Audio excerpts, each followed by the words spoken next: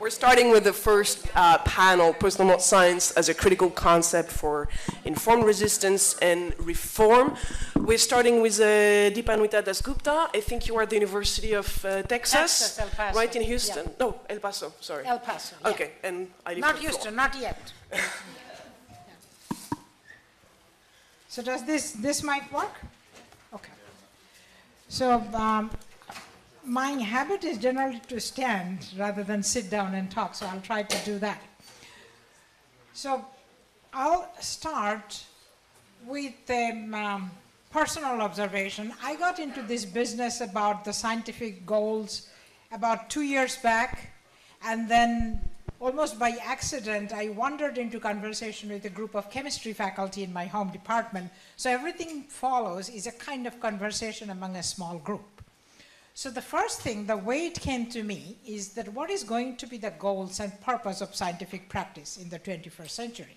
We cannot say that the war or colonization are going to be great goals, because almost every country now has a scientific community. Those things will just set everything on fire, so that's not a good goal. We can say that, of course, the goal should be truth or maybe problem solving. But even then, there are lots of trivial truths that nobody wants. So by following Philip Kitcher, I'll say that our goal could be significant truths. And then the question is, how do you get those significant truths? How do you design a scientific community which has the maximum number of significant truths? So everyone hears me to the last row? Is it? Okay. So this is where I started talking with my group of chemistry faculty. And they came and gave talks in my philosophy of science seminar, and I went to their professional colloquium. And it seems that conversation in science, just as on the note that we ended, is very much dominated by a number of terms. One of these terms is diversity and inclusion. I'll never get as far as inclusion, but I'll talk about diversity. And I also found that contrary to the common knowledge, most professional scientists actually have very complex philosophical views. They use it. It's just that they're not aware of it. So that's where a philosopher can come in. So one of the goals of modern scientific community seems to be that let's make science more diverse. We can say that an optimal scientific community should be as diverse as possible, but how are we supposed to think of this diversity? And here I use a little philosophical thing. So think of all significant problems in science as a landscape. It is an epistemic landscape. This approach was used by Westberg and Mulder in 2009. Now the question is, how is it this landscape explored the best? Clearly, if some people climbs up on the top of the mountain, and some stays in the front or some goes in the back, then the landscape will be nicely explored. So we need division of labor, we need cognitive division of labor, and that means diversity and so far and so good. But at this point, I noticed a very strange problem that whenever scientists talk of diversity, they mostly mean statistical diversity. That means let's recruit some minority students, throw them in the scientific workforce, and by the time they come out, we will have diverse ethnic backgrounds, diverse thoughts, and diverse solutions. And that is precisely where the program actually goes wrong. Because here is what will happen. When you recruit the minority students, they will not immediately become scientists. You will give them 14 to 15 years of training. And with that training, you will basically ground out all the diversity that exists today on the first day. So you're basically making clones of modern scientists out of diverse material. And this is diversity, yes, but in a very skin-deep sense. And I'll give an example. That was my post-colonial example. Here is the thing, I think everyone knows, the Army Museum in Paris. If you go to this wonderful building, which I have been going last 2 years, you will see from the top to bottom, they have all the museum employees are from West Africa, the former imperial possessions. And they will give you as much Napoleon and Charles de Gaulle and Henry IV as you want. But when I talk to them, do you remember your culture? Do your children remember your language? They say, no, no. So what you are creating is a basic clones of a common imperial pattern. And this has been done all over the world. This has been done in the British Empire, French Empire. So in the name of diversity, it is this imperial game all over the world. It's, as the French say, the more it changes, the more it is the same. And here is, I remember that diversity is usually biologist's game. I've never heard of any physicist talk of diversity. And Darwin's diversity was, here is the mainland finch, gives rise to island finch, but now we are doing the reverse. We are taking the various island finch and grinding them down to the mainstream finch. This is not diversity, so how do we create it? So we got a little group together at El Paso, and some of the things that we talk about, if we are going to create a richer concept of diversity, what is the way, what is the program, what are going to be the little things that we should do? And here seems to be some of the things we could do.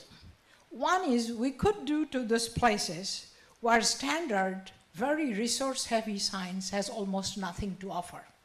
Because if you have lots of money, lots of equipment, lots of grants, that science operates within the laboratory in a very resource-rich, expensive setup.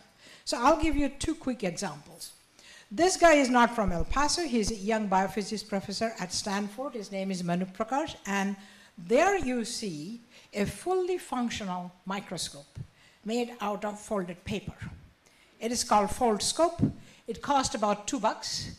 Its virtue is you can carry it to the line of care, to places where there is no electricity, there is skilled workforce, and you can still see a malaria parasite. So you can detect the infectious diseases. Here is the quick second thing. This is a centrifuge. They call it paperfuge. And the idea of this came to the scientist when he saw in Uganda a costly centrifuge being used as a door stopper. And this is very, very, very, very well known. Most of the developing countries buy a lot of instrument. Very soon the buildings turn into instrument graveyard. So what he looked for, something that will work. This is the world's oldest toy. It is the spinning toy. But if you can spin it right, you should be able to get about 10,000 RPM per minute. So it will separate plasma and blood, and you can detect anemia. So this is one place where you could go. You could develop these very frugal tools that can operate in conditions where there is no electricity, where do not need expensive parts. One, diversity. Number two, science has a terrible relationship with most traditional knowledge. And it is very well attested in most colonial contexts that whenever you have a society developing itself according to science, all the traditional knowledge, if there is a healthcare, everything goes out. It just dies. So one of our colleagues at the University of El Paso, what you have before you is called the Maya blue. Maya blue is a legendary blue color that the Maya civilization had. And the wonderful thing is it never fades. 900 years later, it is still beautiful blue. So they wanted to know the secret of how this thing stays blue in tropical condition under environmental degradation, because the scientists are looking for non-toxic paint. That is one of the greatest games, non-toxic materials and paints. Most paints are very toxic. They use heavy metals. So what they did, they found that Maya blue is made of two things. This is the chemist who developed it, is one person of my group. So it is made of two things. One is the organic dye indigo, very well-known thing. You still use jeans color, indigo for coloring jeans. And then there is a little white clay called palygorskite. So it has channels. So when you hit the two things together, you mix the clay with indigo, hit them together, it gradually changes color. These are their slides. I just borrowed them for the conference. So on the right-hand side, you see the X-ray diffraction spectra. So this is coming pretty close to the Maya blue. So what they did, what they managed to do under laboratory condition is to create a structural equivalent of Maya blue. It works. They have founded a little company. But what is most important, they found that Maya blue is actually a case of indigenous nanotechnology, because this is where the indigo goes in the channels. And it forms surface complexes. It forms an organic-inorganic hybrid. And once you understand how they were doing it, now we can do many other things that they did not do.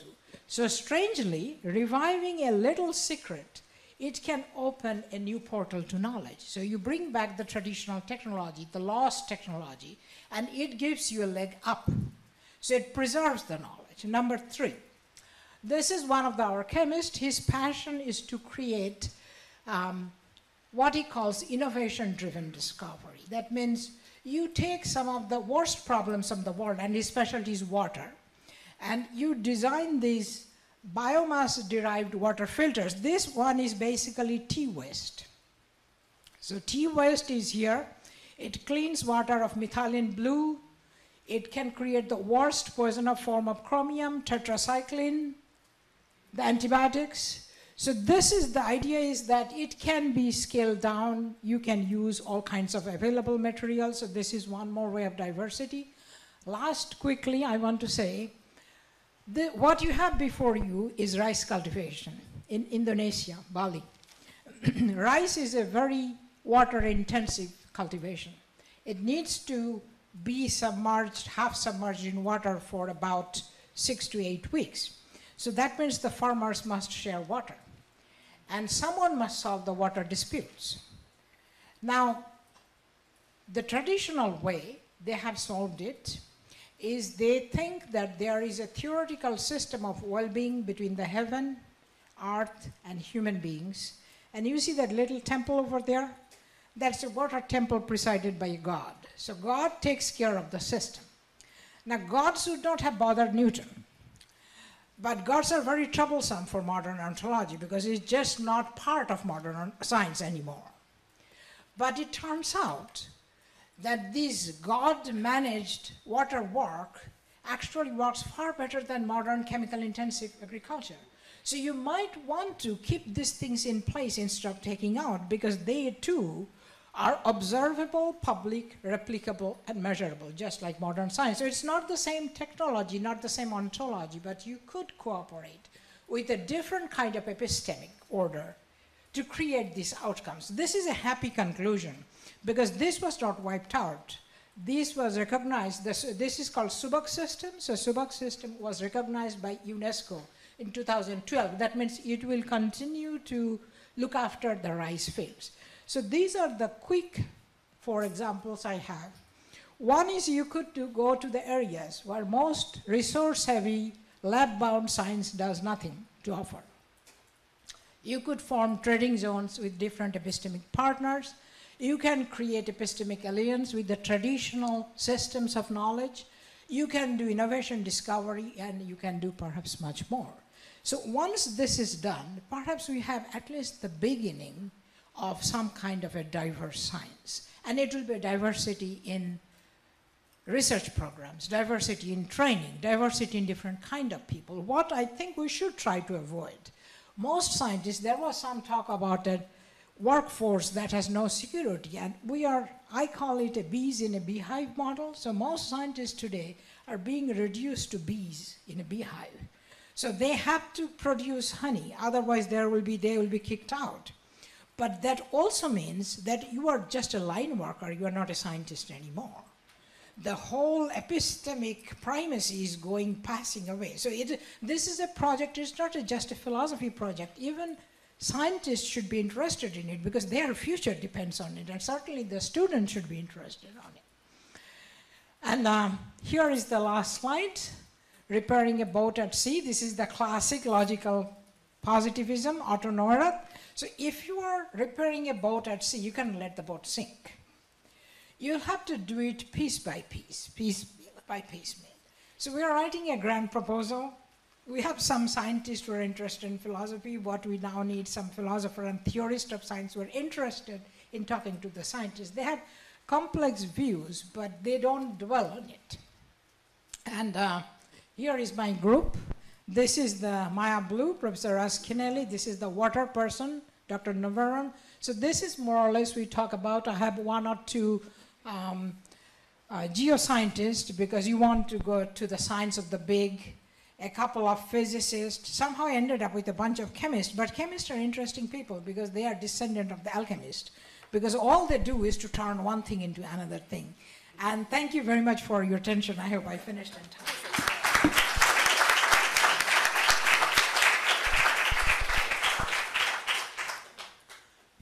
Thank you very much. So I've been told you cannot ask any question right now. Well, that's what Andrea said. Okay, brilliant. So, but thank you very much. We'll now listen to Annibale Biggeri. Where are you? Okay. From the University of Firenze, talking about... Are you not from Firenze? Okay, talking yes, about environmental epidemiology. Okay, thank you.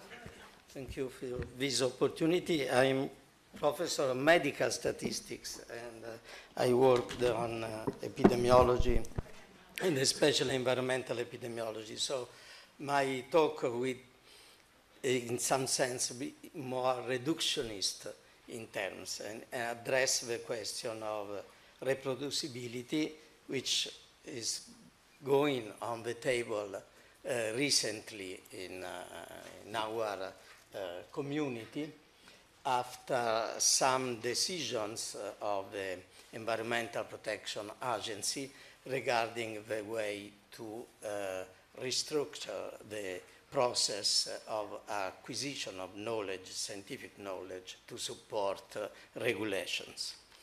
The debate started on April when the administrator of EPA, Scott Pruitt, signed a proposed rule to strengthen science. It is strange to note that an administrator is discussing the rule to enforce the science used in regulations.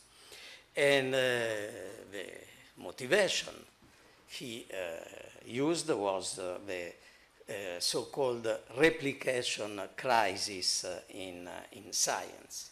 And they said a significant proportion of published research may not be reproducible. This is interesting, but what's the action of this? Just change the composition of a Clean Air Scientific Advisory Committee, changing the members, putting as chairman Louis Cox, who said that the commission must to return to its original scientific mission,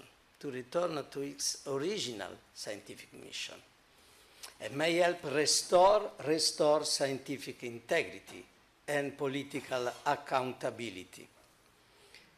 So with a valueful language, not scientific, it's a bit strange. And the motivation is even more astonishing. This because in the past, its members have strayed from their mandate to advise on scientific questions and become vociferous advocates for or opponents of certain policies.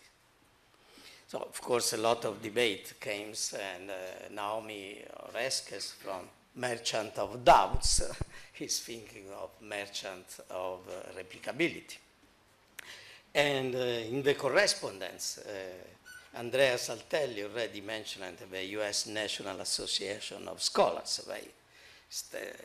They comment saying the rule is a justified response to the irreproducibility crisis and reinforces the US government's long-standing commitment to base policy on the best available science. I will end with some statements about what is the best available science.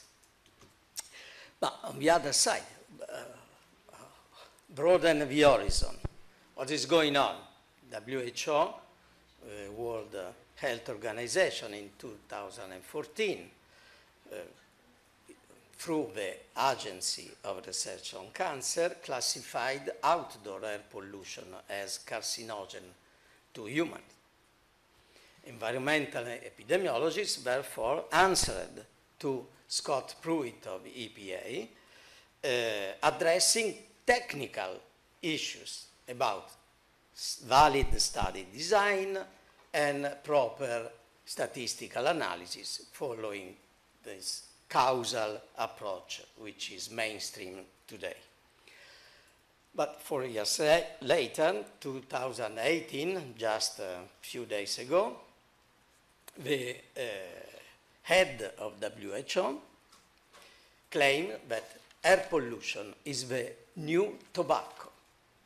Again, is a word which is not scientific. We are speaking in a completely different way. Air pollution is the new tobacco is the title in The Guardian, not in the report of the WHO conference held on last days of October in Geneva. And the environmental epidemiologists, what are doing in this? Changing, not study design, not statistical analysis, something different, impact estimates and projections, who are based on unverifiable assumption. There is a shift outside science. What is good for science? There is a nuclear physics, Bailey, put the question, is replicability good for science? And he said, not at all. Different teams studying the same phenomenon can often produce widely different results. But this is a sign of healthy scientific progress. So where is the problem? I briefly wanted to cover these points. The extent of the phenomenon, a new discipline, unfortunately, is born, the question of data sharing, the different types of reproducibility, which are discussed within the environmental epidemiologist community, and the uncertainty of any scientific investigation, like use measurements. And my conclusion is just in the way of Dan Sarevitz, we have always been post-normal. How large is the phenomenon? It's not most of the scientific research which are false positive, are maybe 20%, or if you want a higher point, 30%. This is a paper in Biostatistics, one of the leading journals in this field, in which two researchers from Johns Hopkins estimate the extent of irreproducibility in a wider sense. In the discussion, you have Beniamini, who was one of the researchers which most contributed to estimate the degree of imprecision in results. He proposed the so-called false discovery rate as a solution and a different approach than using the famous p-value. And he comments that it's not so important to measure accurately this irreproducibility. What is important is to do something, because anyway, even if it's 20%, it's too high.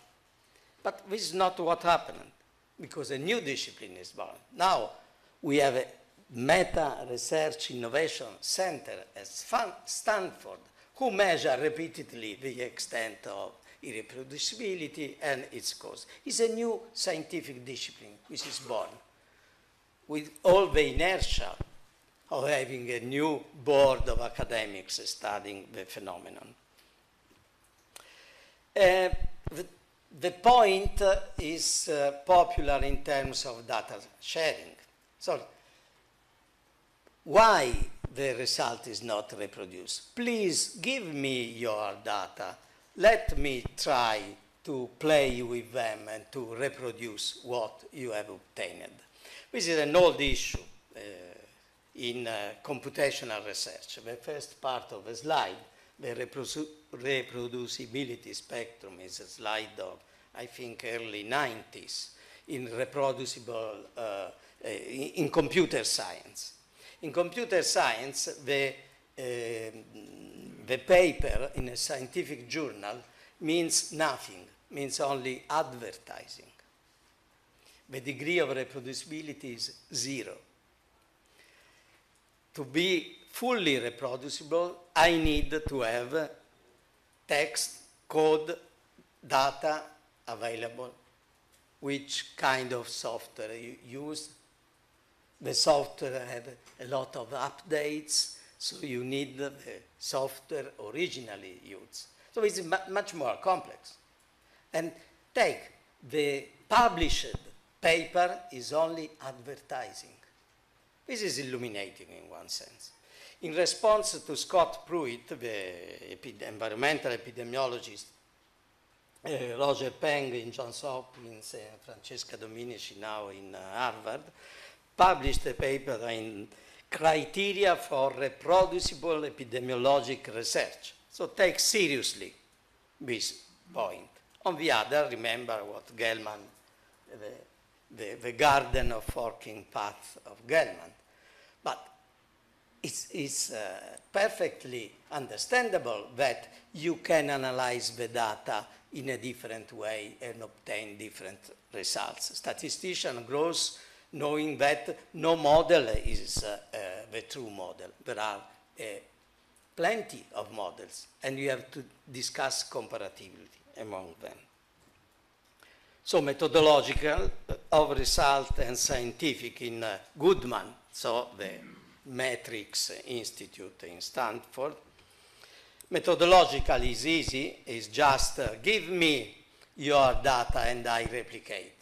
My experience in the court, in the trial regarding the largest steel plant of Europe and pollution implied, the defense of the industry asked for the data just to try to replicate my consultant report. It expected that they will find very different results.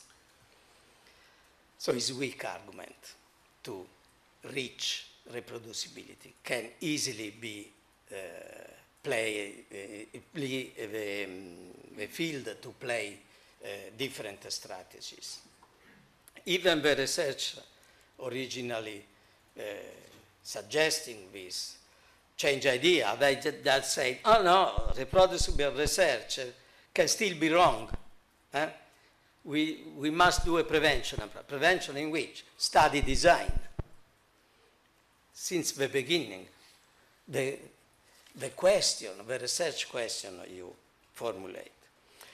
Of results, this is strange. Of results is, if I put together all the published report, can I quantify an overall estimate?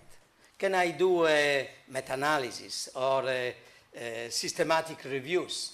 But if you look at the problems of the Cochrane collaboration today and the polemics regarding that is clear that it is a failure. But look at the strategies, it's very subtle.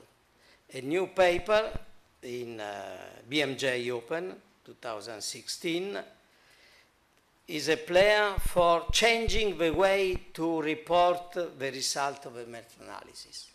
Incorporate the uncertainty due to the heterogeneity among studies. With a profound misunderstanding of the meaning of a meta-analysis.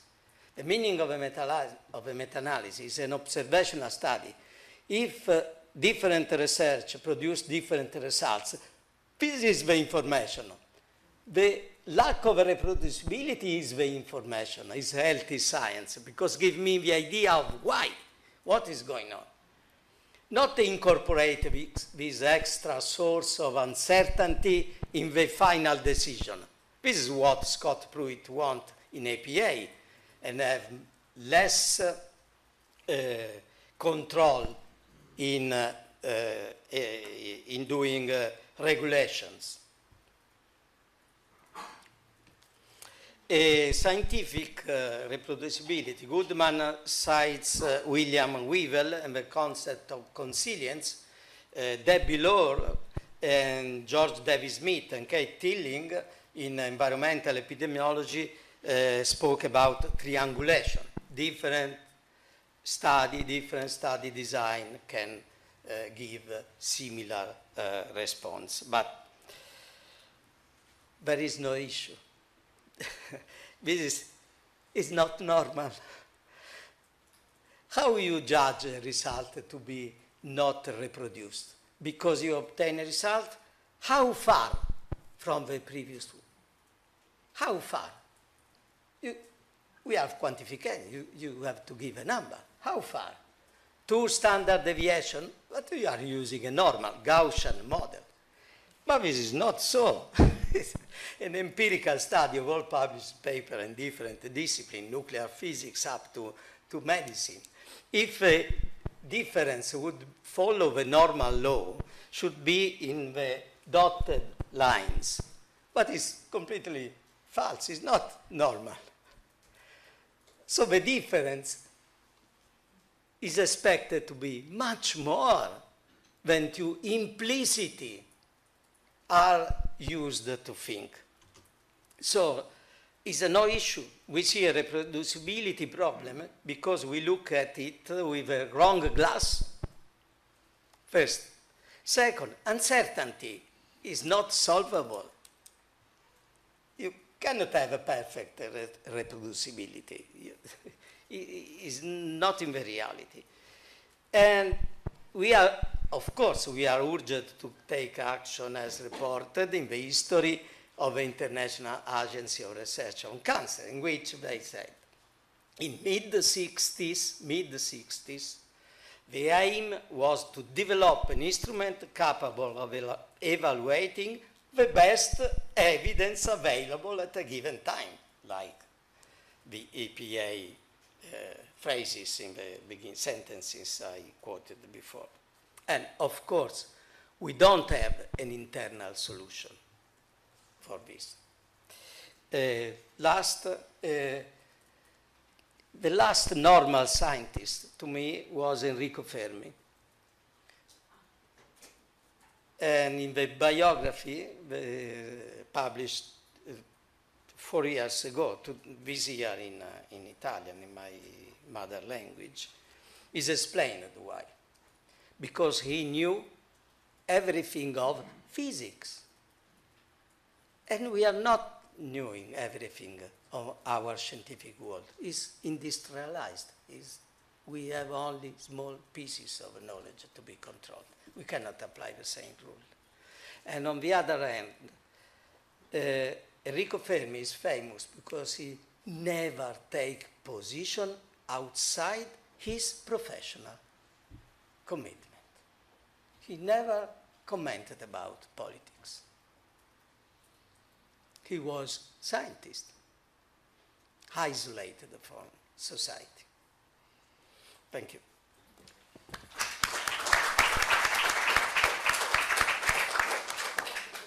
Thank you very much, Annibale, for this insightful talk.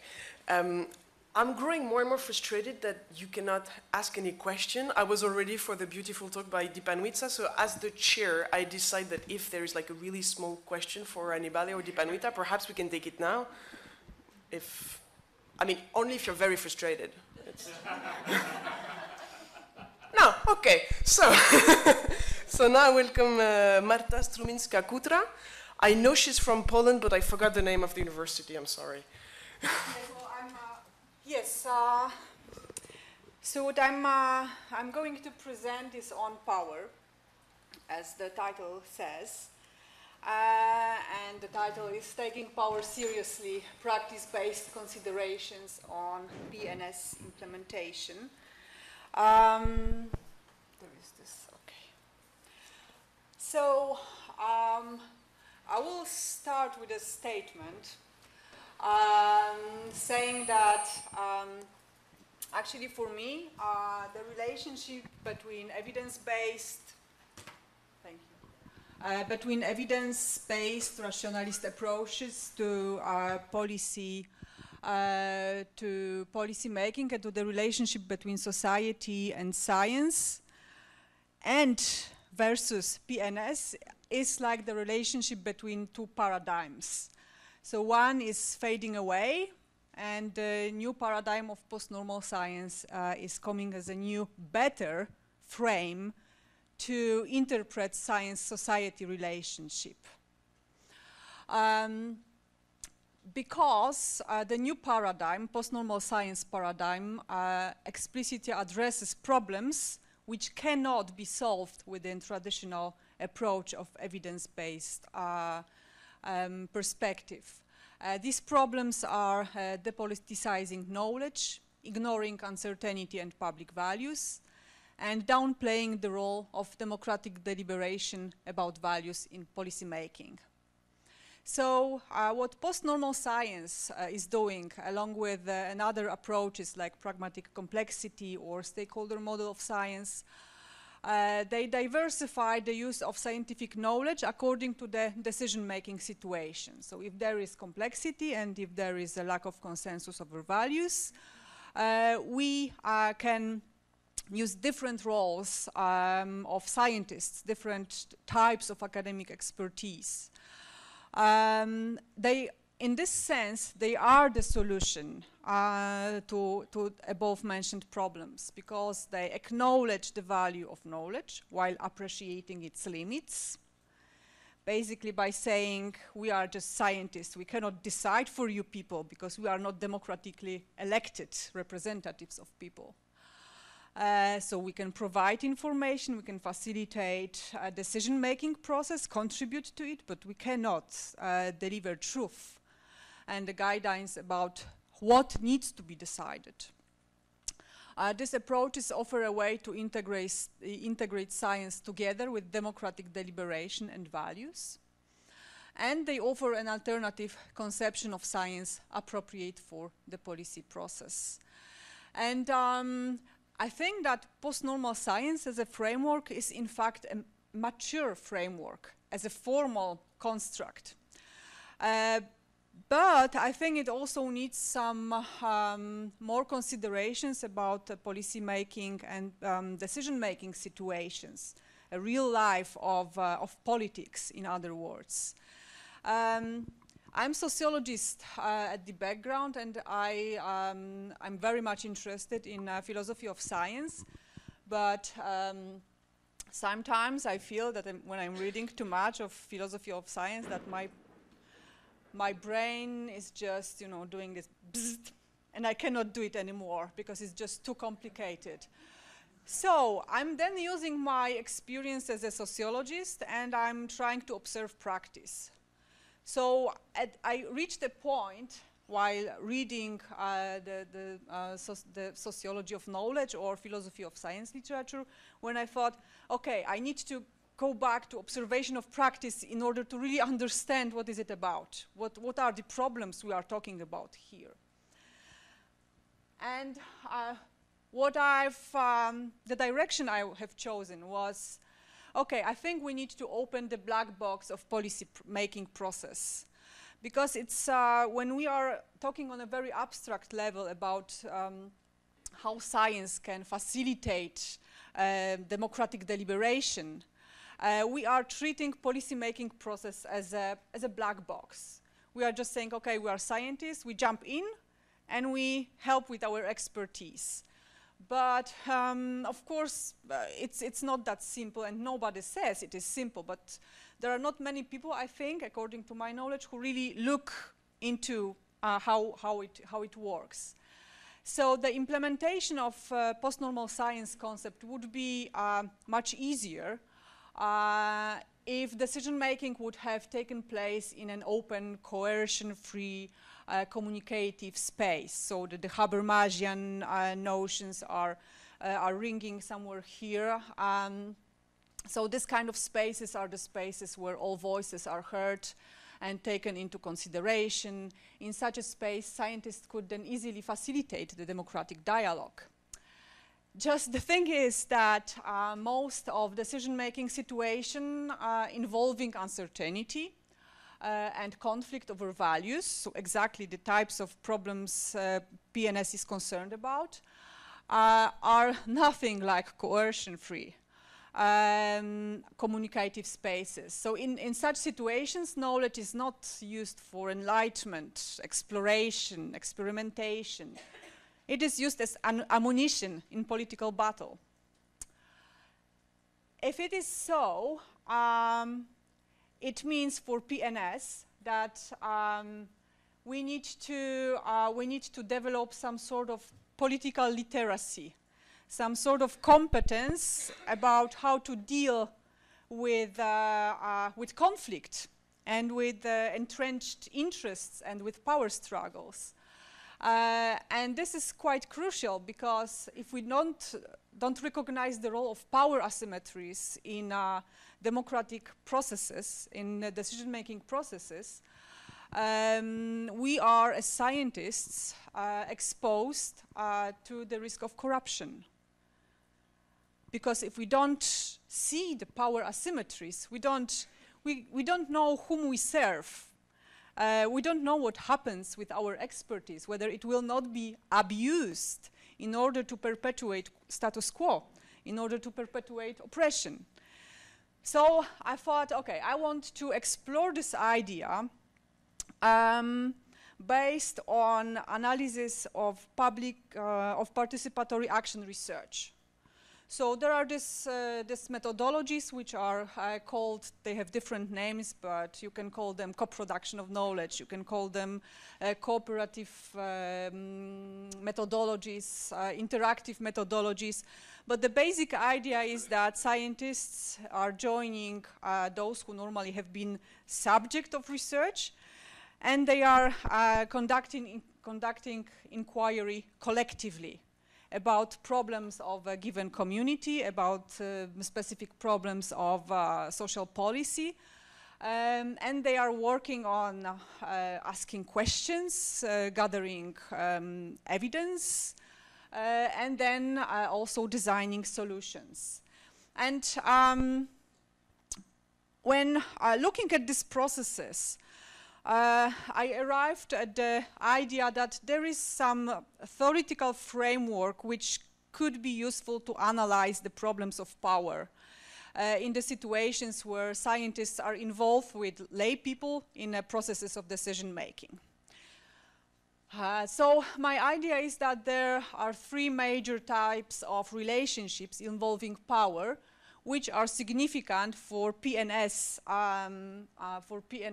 practice, as well as for general practice involving cooperation of scientists and non-academics.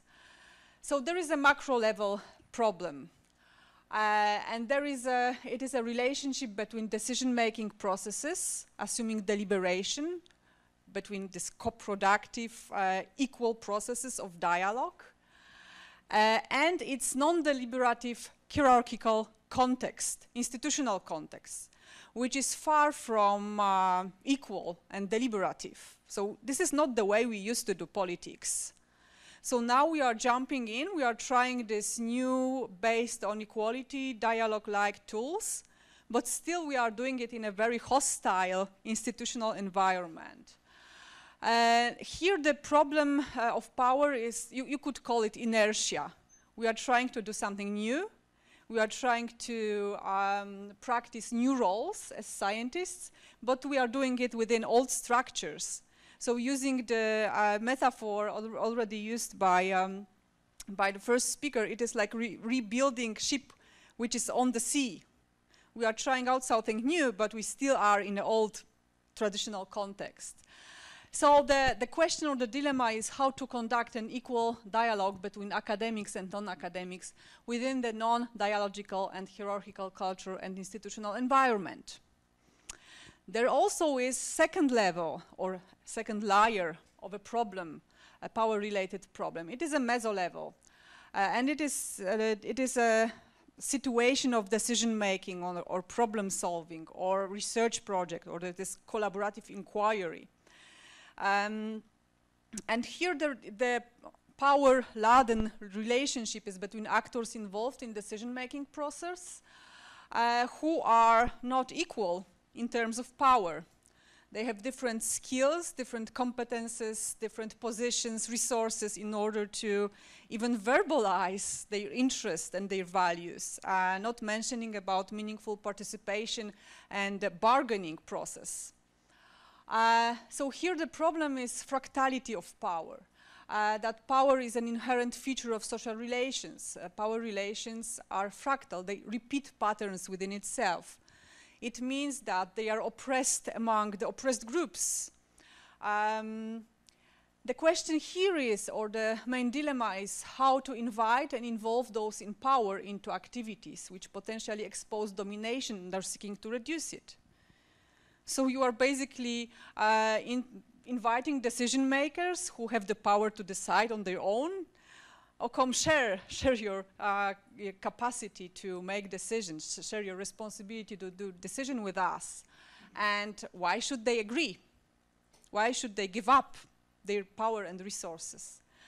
And there is a micro level, individual level, where we can analyze the position of a researcher or academic himself or herself. Here the tension is between an expert and the rest of stakeholders involved in the process. And the power-related characteristic is injection. It means that as a researchers or as academics, we are injecting power into the system. We are trying to empower some people who until now were not participating in the processes. So we are in fact executing power. And how we deal with our power position in a responsible way, and how we deal with the consequences of our actions. So all of these have, in fact, ethical dimension. And here the question could be how to be a genuine partner to the stakeholders and simultaneously to adopt a critical stance. For example, that power asymmetries are part of the problem. Maybe disempowered groups don't perceive themselves as disempowered. Maybe we are imposing the definition on them, and because of that, we are also executing power. So by looking at this collaborative methodologies, I thought that it might be useful to analyze this problem from the perspective of three meta-theoretical traditions. One of them is the pragmatist tradition. Saying that, or emphasizing learning from action, the ability of both individuals and communities to improve their knowledge and problem-solving capacity over time. And what pragmatic perspective basically says is that humans are willing to learn and experiment and improve practice. On the other hand, there is the critical tradition who says, well, our knowledge and values and interest, in fact, depends on our social position. So we are, well, okay, we are learning, but we are learning within a set-up frame. And there is another tradition in this type of research, which is constructivist tradition, saying that reality is socially constructed and knowledge is socially constructed. And each of these traditions, they stay in tensions between each other. And this is, I will show you how these tensions work and how, in fact, they can be useful for us as academics to maneuver between the dilemmas and tensions connected to our existence in politics and policy making. So the first tension is conceptualizing science-policy relationship as a collective inquiry, which confronts dominant non-dialogical discourses, hierarchical modes of governance within private and public spaces. So PNS makes the pragmatist assumption about human willingness to experiment and learn, but it functions in an institutional environment which is still dominated by the linear model. And the problem is that people whom we invite to this dialogical process are often very confused with the fact that the academic is taking this democratic role. And they don't really want to participate in it because they think, it's not the way you should act as an academic, as a researcher. You cannot ask me what I think is the problem. You should know the problem. And on the other hand, of course, it's a structural issue that academic institutions uphold the linear model because they search for resources, and this is the model which is legitimized model. So in order to get resources from politicians, they need to provide evidence.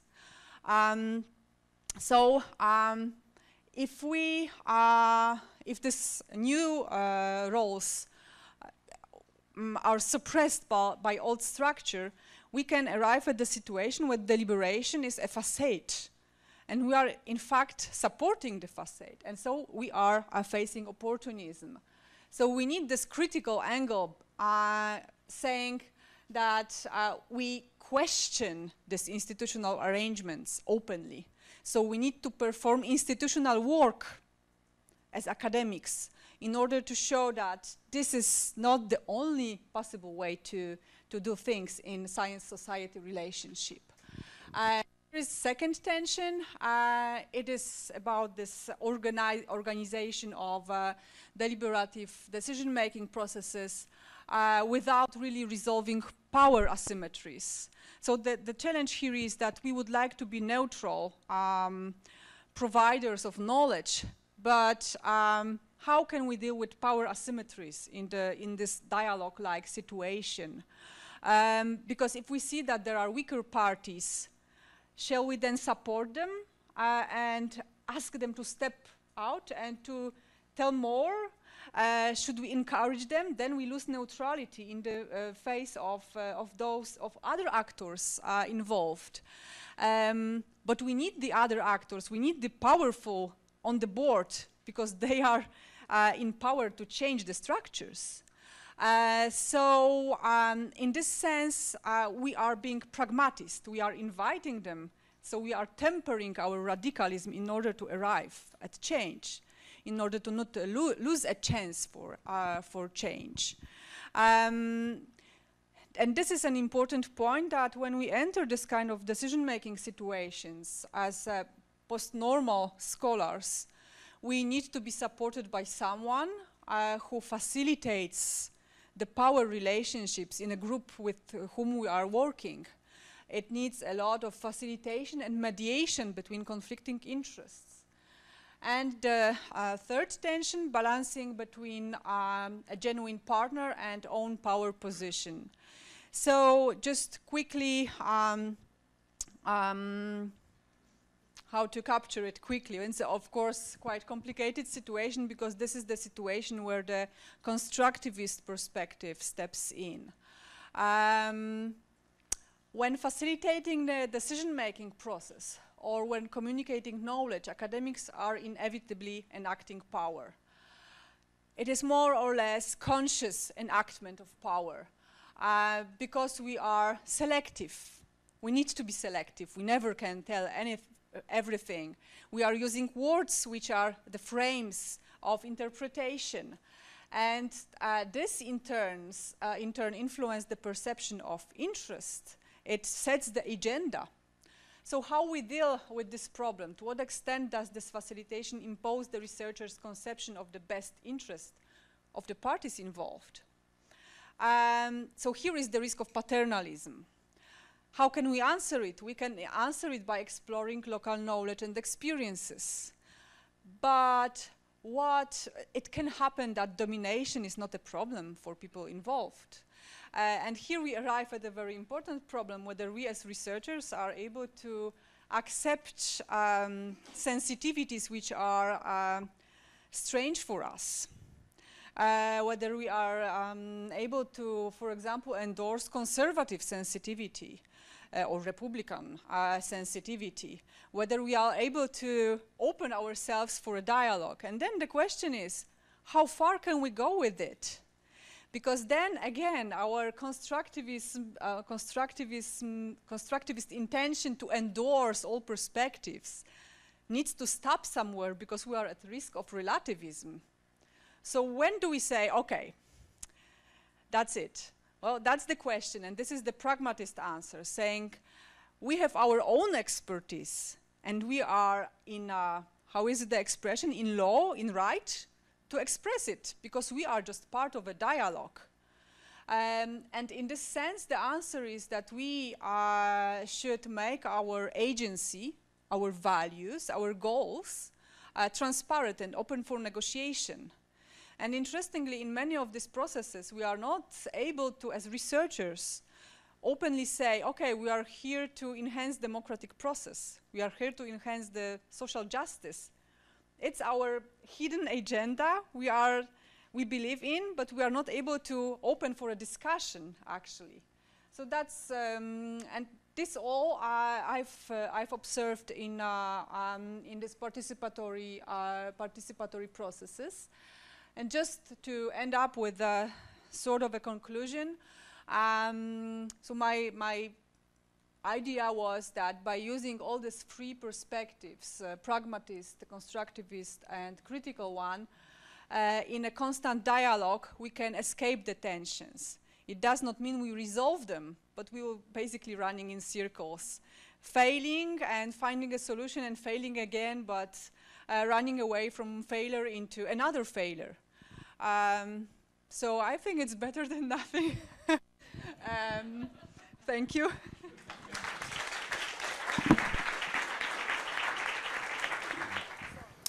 Okay. Hello, everybody. So I'm Niccolò Tempini, and I'm presenting today a piece of work that I worked on for a couple of years together with Teira, who's a philosopher of science working in Madrid. And it is about basically the potential for digital platforms to give rise to a set of interferences with the regime of clinical trials of drug regulation. Yeah, okay. So before, because I'm going to try to pack many things, but this is, of course, not a defense of the status quo. And it is a set of open questions. It is for us a piece where we open up a discussion about problems that we don't really know how to solve. Okay, so the issue is then, could patient activity coordinated over digital platforms challenge current drug testing standards and regimes of medical experimentation? Just a recap, of course, double-blind randomized clinical trials are used as the regulatory yardstick in order to approve markets and approve drugs to market. They are comparative experiments, and of course the blinding device, so the patients not knowing whether they're on a treatment or in control, and the clinicians not knowing who's on what, are considered to be a very strong methodological precaution in order to inhibit the interferences, the biases that could be introduced by people being able to exercise their preferences. It is not a mystery through a lot of empirical research that people have preferences when they engage in clinical trials, even when they are willing to put them aside as much as possible. And the preference usually for a patient that has a particular kind of condition is to be on the clinical trial because the chances of getting an experimental drug might be better than getting the best of available drugs. So, of course, what's important to focus here is the idea that the RCT protocol, with its blinding mechanism, is the locus of control that allows the social contract of the clinical trial to be enforced. So that means that then trial design is effective only as long as protocol can be enforced. If it cannot be perfectly enforced, interferences can occur. And the interference is fatal, the protocol is subverted and the experiment cannot continue. One important historical antecedent, for instance, were the gay rights activists trying to coalesce and sabotage experimentation during the search for HIV medications. Non-fatal interferences can still matter because they can introduce, of course, bias, which can, for instance, induce the regulator to refuse to approve a market and ask a retrial. So basically the warning here is basically that group coordination was very difficult in a pre-digital era. For instance, in the case of the antiretroviral drugs that I just mentioned, it had to build on pre-existing networks, in this case, gay rights activists. But in the digital era, we have very powerful tools that allow very flexible organization and could be used by people in order to subvert the running of a trial. So the problem is then the existing social contract in medical experimentation might be changing because of lack of enforcement. And then the question is, so what is the best available solution if we lose this kind of standard? Since 2011, I've started this network. I conducted an embedded organizational ethnography within the network. And I was there doing this study while some important events were happening, important for this paper. So 600,000 patients, 3,000 conditions, people aggregating data, sharing health data about their health condition. How it's run, no advertisements, but rather sale of market research services to pharmaceutical companies, and insurance, health plans, and so on. Profiles, quality of life measurements, patient-reported outcome measures, subjective measurements of, well-being, dosage and treatment regime, symptoms and severity. They can all be tracked, and they become standard data for making various kinds of analyses. And then a system that automatically and dynamically computes reports about all sorts of symptoms, the treatments that are associated to, and of course facilitates then the interaction between patients based on the data points that are shared. So forum links, links to other patients suffering from the same symptom, and so on. So here's the story about a trial. And it's a story that is already widely available in the sense that people have, some of the directly involved have published about it, and that I corroborate with other observations and data from my direct involvement in the company while I was there. So it's set in the ALS community. Of course, it's a famous kind of community because it's very active in patient activism. It's also very active in self-experimentation, and it's considered orphan disease because it's very rare, so the amount of patients is small. It's a small market. And it's a very rare and incurable disease, it's so-called death sentence, 2 to 5 years life expectancy since diagnosis.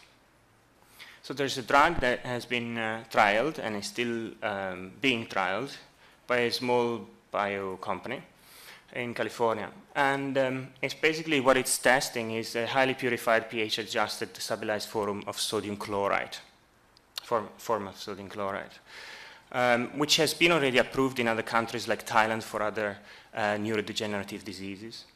It needs delivered intravenously. 2 trials between 2010 and 2012, of course, phase 1 and phase 2. So one actor enters the frame here who's a patient activist who's participated in previous self-experimentation experiments on the web, in this case about lithium carbonate. He's Eric Fowler. And he's ineligible because he's bedbound, he's in life support, so he's not healthy enough to be a participant. But he does his own research and has a hypothesis that what the trial is experimenting with is sodium chloride, is a form of highly refined sodium chloride. So he announces it on his blog and he starts to experiment with sodium chloride because it can be easily sourced at industrial grade. It's used to clean swimming pools or water treatment plants. So it's easy and cheap to find, and he makes up a protocol for taking this chemical compound orally as a solution and that you can drink. Of course, it's different than from what the trial is experimenting with, which is intravenous. Then there's a second trial, of course, that starts and is obviously also ineligible. So he launches an ALS chloride project using Google Sites. And he invites people to participate, other ALS patients, to find out if the sodium chloride oral solution can work. It might work just as well as the NP001 might be working. So he's got N above 20, which is not an incredibly, unspeakably small number in ALS studies because it's so rare. And there's some duplicate reporting also going on patients like me. And the stakes are, of course, very high. And what he's intending to is, as he says, we have no delusion that anything we're doing is intended to replace clinical trials. Rather, we intend to augment and push forward the actual science. He says, of course, we can use technology to organize and mobilize, and we're capable of learning and comprehending complicated concepts. And he's trying to do a very serious job at trying to be as scientific as possible according to inheriting the, received models of what a good experimentation is like. There's another patient that enters the frame at the time of the second trial, the phase 2 trial, and he's, however, enrolled in the trial. So he's taking something, either placebo or the experimental drug, starts reporting on patients like me, and starts to invite other patients who are on the trial to say it and to report their symptoms so that maybe they can reproduce who's on the trial arm and who's not and find out if the drug is actually working or not. And he gets 34 people, which is about 1/3 of the actual trial enrollment. So unblinds his own trial treatment by searching in the clinic and doing going a bit, say off-piste. He experiences reversals. He procures himself the oral solution intake after the trial treatment and before the trial protocol ends, so while it's still within observation. So a number of, say, violations of the trial protocol, if you want. And contacts the patients like me staff to try to collaborate. Self-reported outcomes of homebrew sodium chloride look a little bit promising because there are reversals, but then at the same time, caution is needed because reversals in ALS are common and they just don't last. Time tells. And there's a third actor who enters the frame who's also in the trial, and he's a physicist, devises a way to produce an intravenous solution of the sodium chloride, so sourced in the same way as industrial cleaner and then reworked. And he injects himself after trial end to extend the duration of the effects. He ponders living on protocol. Both the last two, Ben Harris and Rob Tyson, are disappointed after the effects wane, and about 1 year after the trial, the first, and 1 year after they both basically decide to starve and die. Patients like me, they are contacted by Persevering, Rob Tyson. Okay. And they have concerns about the method because, of course, it's not a very solid way of reaching a conclusion. There are several discussions and meetings that ensue, and are there ways not to leave them in the dark without damaging the trial? And there are, of course, ethical and illegal liabilities that are potential. Yeah. There is, of course, also an underlying conflict of interest because supporting patient communication and learning is a main value proposition. You don't want to alienate your best champions. And there's an empathic dimension, of course. They have a sense of urgency that we cannot understand. They want to know how each other are doing. So what they do is they wait until the end of the phase 2 trial and they release an analysis via fixture about the oral solution sodium chloride and MP001. So here we have a lot of movement, right? One trial, 4 different initiatives and 3 different compounds, producing different data for different targets. 5 analyses. Well, the ACP is inconclusive because most of the participating patients abandon when they make up their mind that the oral solution is not working. Persevering reports major effectiveness, but in a statistically non-significant way. Patients like me analysis actually warns the oral solution is harming people, and there might be a non-significant positive correlation with the experimental drug, according to the self-identification. And then there are, of course, the 2 published studies of the company. So around one trial match action enabled by web-based networks, and many possible harms or wrongs. Trial can be put at risk with dropout and heavily biased. Patients can harm themselves and others with unsafe concoctions. So what's the future of clinical trials? The problem is, without a new drug testing standard that both accommodates patient preferences without bias, and the eventual proliferation of patient initiatives online may weaken even further the reliability of the RCT regime without a clear long-term benefit for the patients involved. Risk is to generate a situation where we have loads of evidence that is of bad quality. There are new conflicts of interest then, because patients like me or any other network that can be used for the same purpose, it be Twitter or Google, these so-called we're just a tech company, have of course a different kind of bias and interest in facilitating these kind of actions. In particular, patients like me is trying to sell research services to pharmaceutical companies and has been trying to find ways in which these networks can be used for phase 4 post-approval surveillance and so on. So a different kind of conflict of interest also between tech companies and third-party market research companies. Digital platforms, then again, as enablers of these kind of emergent initiatives that can arise in the absence of a mandate of an activist organization, evolve very quickly, multiply, crossover, and generate self-experimentation activity that does not always leave a conclusive data trail.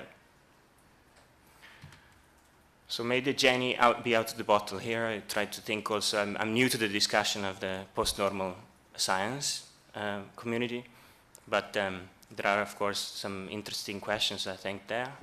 So what to do if this complementary science that is purported to be complementary interferes with the applied science? How to construct a new social contract that can allow us to work within the constraints of empowered participants' conditional altruism? What about new evidential standards? How to separate the extended facts from the potential harm? And in the end, how should we regulate drugs? This paper is in press in Economy and Society, so hopefully it will be available very soon. Thank you.